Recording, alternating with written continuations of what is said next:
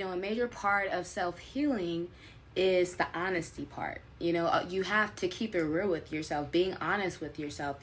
For so long, life after divorce, I was always talking about my ex and how it was his fault I was in this financial situation, this financial struggle that I was having 5 years after my marriage, after my divorce.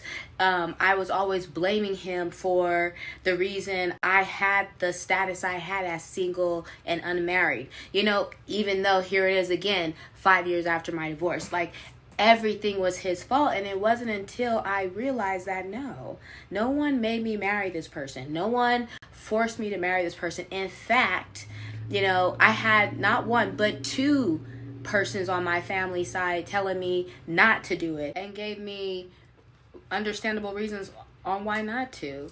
In the Bible it says that God tells us things in twos, not by one, but in two. God can't physically come down and tell me not to marry this person, but maybe he told me through these two. I remember having a conversation with my ex-husband before we even got married, and I said, in this relationship you have to grow.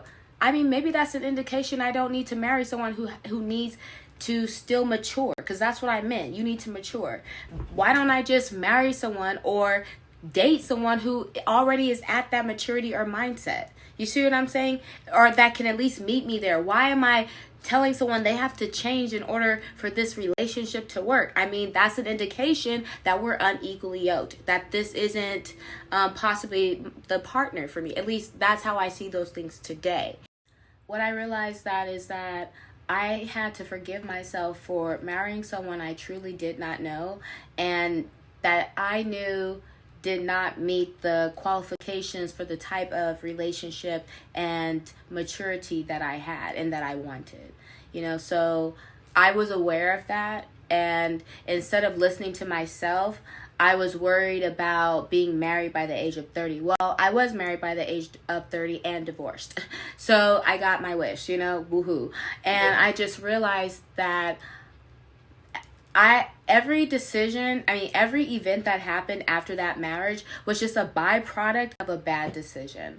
And I can bounce back from a bad decision. I can bounce back from a bad experience. You know what I'm saying? What I can't bounce back from is continually lying to myself and acting as if I didn't play a role in my own divorce, in my own life experiences, and in the relationships that I have chosen to participate in. At any time, I could have left those relationships, especially when those partners were exemplifying behavior that was disrespectful, that was hurtful, that was narcissistic, or whatever it is whatever boundaries I had at that time.